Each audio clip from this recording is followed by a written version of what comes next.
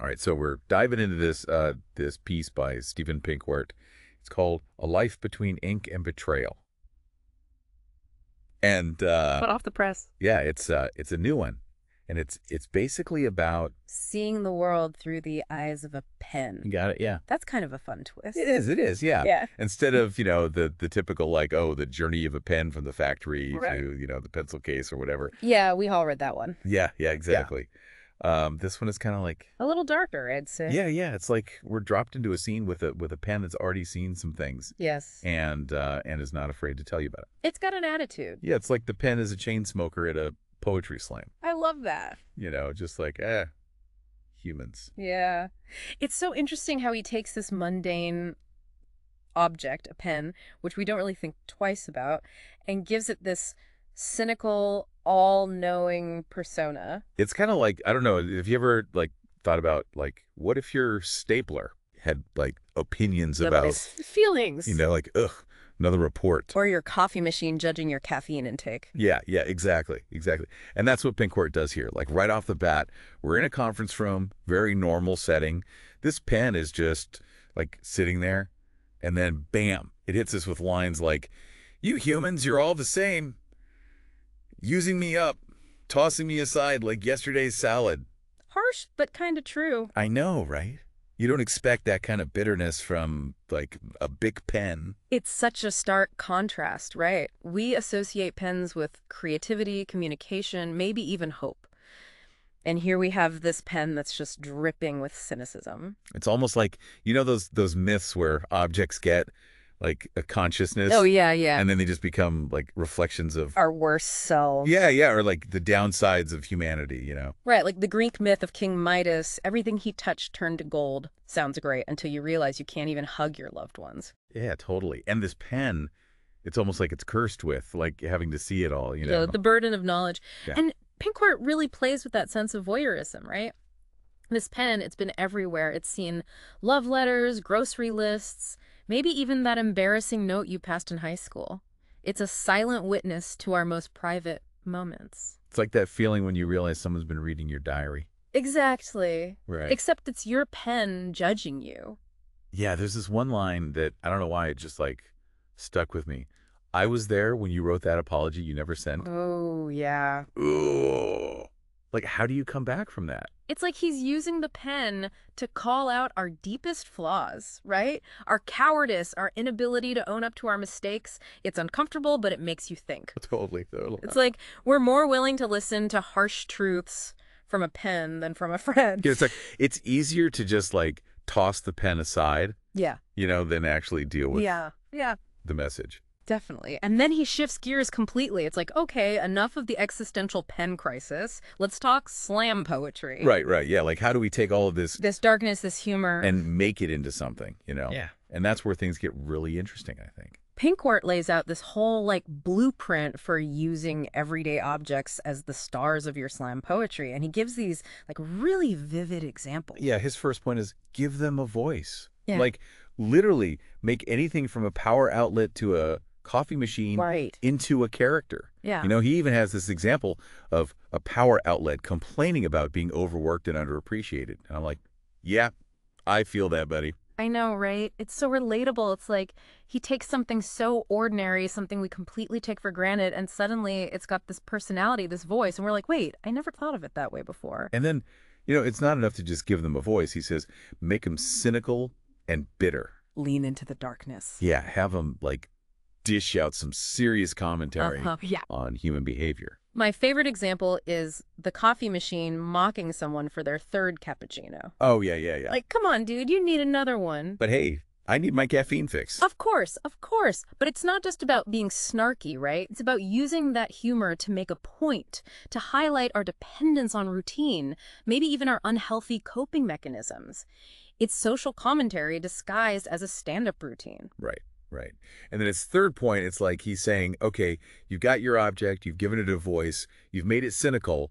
Now use that perspective to really critique us, point out all our flaws and contradictions. It's like they have this outsider view, right? They see us in a way we can't see ourselves. It's like holding up a funhouse mirror. Exactly. It distorts our image, but it also reveals things we might be trying to hide. Our anxieties, our insecurities, the gap between who we want to be and who we actually are. And these like, okay, don't forget the grand finale, end with a profound message. Always leave them wanting more. He uses the example of like a pen reflecting on how words without action are meaningless. So it's like you get the laughs, but you also get this like little punch of wisdom. Yeah. It's like he's saying, all right, we've had some fun, but let's get real for a minute. It's like those like philosophical fortune cookies. You know, you crack open the cookie, you're expecting a cheesy message, and then bam, it's like a mini epiphany. Exactly. Yeah. And that's the beauty of it. You draw people in with something lighthearted, even absurd, and then you leave them with something to ponder. It's like a Trojan horse for deeper meaning. So, like, okay, we've talked about pens, power outlets, coffee machines. What other, like, everyday objects could we give this, like, cynical narrator treatment to? I'm thinking a smartphone, constantly complaining about being poked and swiped, never getting a moment's peace. Like, dude, put me down for a second, will ya? Oh, or like a washing machine. Like eternally stuck in the cycle of dirty laundry. Yes, a metaphor for the never-ending demands of modern life. Right, and it's just like spinning and spinning and spinning it. And complaining the whole time. Like, is this all there is? Just endless piles of socks. Oh, okay, what about a toaster? Yeah. Like, burned out from making breakfast for everyone else, and it just wants someone to make toast for it for once. Ooh, I like that. A commentary on self-care and setting boundaries. Right, like, hey, I need some me time, too. Exactly. It's so fun when you start thinking about it this way, right? Yeah, totally. It's like Pinkwart is, like, giving us permission to be silly and insightful all at once. And that's exactly what he's doing with this slam poetry advice, right? Yeah. He's saying, let's break free from the traditional, let's embrace the unexpected, and maybe even have a little fun while we're at it. And it all ties back to his book, Poetry Master. Like, he's hinting that the book can, like, help you unlock these skills. He's definitely making some bold claims. Yeah, he's saying you'll learn to turn absurd perspectives into, like, these deep messages, blend humor with, like, real emotion, and just, like, shock and inspire your audience. No. It's like, okay, sign me up. But can he really deliver on all that? That's the $1 million question. We'll have to dive into that in part 2 of our deep dive. Stay tuned, folks. We're just getting started. I mean, let's not get ahead of ourselves, right? Poetry Master could be all hype, but Pinkwart does get you thinking about the nuts and bolts of writing. Yeah. You've spent a lot of time, like, dissecting this whole world of creative writing and storytelling. So what do you think are these skills he's talking about, like turning the absurd into the profound, blending humor and all that? Is that something you can actually learn?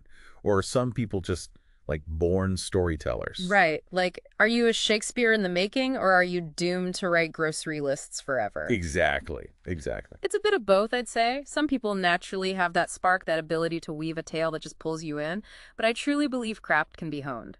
Like, with practice and the right guidance, anyone can learn to wield words with precision and power. So you're saying there's hope for those of us who still struggle with, like, the difference between a haiku and a limerick? Absolutely. I mean, even Shakespeare had to start somewhere. He didn't pop out of the room writing sonnets, right? Even the masters had to learn the rules, experiment, and find their own voice. Okay, I'm intrigued. So what are some of those, like, key ingredients, those secret weapons that Pinkwart might be hinting at in Poetry Master? Like, what's the recipe for this unconventional storytelling cocktail? Well, first, you need to develop what I call eagle eyes. You know, Pinkwart's whole premise is about noticing the tiny details, the quirks, the unexpected angles of everyday objects. It's like seeing the world for the first time with a fresh perspective. Got it. So eagle eyes activated. What's next? We can't just, like, stare at a toaster all day. Right, you have to take those observations and transform them, give them life, give those objects a voice, a personality, maybe even a backstory. Imagine, like, a stapler, right? But it's riddled with anxiety because it can only bind things together. It can never tear them apart. Oh, poor stapler. Now I'm feeling existential. But yeah, it's about giving these, like, inanimate objects some agency. Let them rant. Let them reveal their hidden desires. Exactly. And that's where the humor comes in. Find the absurdity, the irony in the everyday. Picture a lamp, right? But it's lamenting its fate as a glorified light bulb holder. It wants to be a disco ball, something with more I pizzazz. love it. But it can't just be all laughs, right? There needs to be like some substance, some message that sticks with you even after the punchline fades. Right, that's where the profound message part comes in. It's like you're using humor as a smokescreen, a Trojan horse, to deliver these bigger truths about human nature, about our relationships, our fears. So it's like a fortune cookie, but instead of a cookie, it's a talking trash can. Exactly. You Yeah. got it. And that's what separates the good from the great, that ability to balance humor and insight, to make people laugh and think at the same time. It's like a perfectly crafted cocktail, a dash of wit, a splash of wisdom, and a twist of the unexpected. Even if we don't all become like all-knowing pens, this whole approach is like, it's eye-opening. It's playful, but insightful. It's like you're wearing those X-ray glasses you got from a cereal box as a kid, but instead of seeing skeletons, you're seeing stories. That's a great analogy. Right. And it reminds us that inspiration is everywhere. Even the most mundane object can spark our imagination and lead us to new discoveries. Now, I'm curious, have you ever, like, played with this object narrator thing in your own writing? I haven't, but now I'm kind of tempted. I'm picturing a very angsty stapler right now, pondering the meaning of life. Or maybe, like, a love story between a highlighter and a sticky note. Star-crossed lovers, defying the odds. Ooh, a forbidden office romance. I'd watch that movie. But seriously, Pinkwort has definitely, like, planted a seed, challenging us to, like, think outside the box. Or maybe, in this case, inside the pencil case. It's all about finding the magic in the mundane, recognizing that even a paperclip can have a story to tell. Who knows? Maybe that's the first step to becoming that all-knowing pen. Or at least a slightly wiser, more entertaining writer. So, listeners, what do you say? Let's take a page from Pinkwart's book Pun Intended and spend some time observing the objects around us. What stories are they whispering? What secrets are they hiding? It's like a scavenger hunt for hidden narratives. You might be surprised by what your toothbrush or your coffee mug has to say. All right, folks, fire up those imaginations. And if you need a little more guidance, well, you know where to find Poetry Master. The world is full of stories just waiting to be told. You just have to be open to hearing them. And those stories might be closer than you think, hiding in plain sight, whispering from the pens and coffee machines and toasters that fill our lives. It's wild to think that, like, all these everyday objects around us, they could have these, like, secret lives, these hidden stories. It really makes you look at the world differently, right? Like, what if your desk lamp is secretly plotting a rebellion against its boring existence? Or maybe my coffee mug is, like, a wise old sage dispensing wisdom with every sip. Exactly. And it's not just about the objects themselves. It's about how those objects and their stories reflect back on us, Kind of like how Pinkwart's pen was all about, like, actions speaking louder than words. Yeah, it was a good reminder that we can't just talk the talk. We have to, like, walk the walk, too. Right. We have to live our values, not just write about them. Speaking of, like, profound insights, I wanted to go back to that, like, mic drop moment at the end of Pinkwart's article where he says, don't just be a writer. Be the pen that knows everything and forgets nothing. What do you think he's really getting at there? It's such a powerful statement. I think he's challenging us to go beyond just like the mechanics of writing. It's about cultivating a deep awareness, a sensitivity to everything around you. Like you have to really absorb the world and then like let those observations flow into your writing. Exactly. It's about becoming like a vessel for stories, a conduit for truth. It's like you're channeling the wisdom of 1,000 pens. It's almost like he's suggesting that the true power of writing doesn't come from the writer, but from the pen itself. There's a real humility in that idea, like the writer is just a tool, an instrument. And the magic happens when you surrender to the story, to the flow of the words, and just let the pen guide you. And maybe we're even collaborating with the objects that inspire us. Like it was Pinkwart's sassy little pen that sparked this whole conversation for us, right? Right. And who knows what other treasures are out there waiting to be discovered? Like, what if staplers have some ancient wisdom to share? What secrets might a dusty old lamp reveal if we just took the time to listen? Okay, now I'm picturing a secret society of sentient objects meeting up at night, sharing stories, and like plotting their revenge on humanity for all the lost socks and broken umbrellas. I love it. But yeah, on a more serious note, I think this whole idea of giving voice to the voiceless is really compelling. It reminds us that there are so many stories out there just waiting to be told. We just have to open our minds, open our hearts, and like really pay attention. Exactly. The world is brimming with narratives, hiding in plain sight. So, dear listeners, We leave you with this challenge. What objects in your life are yearning to speak? What stories are they longing to tell?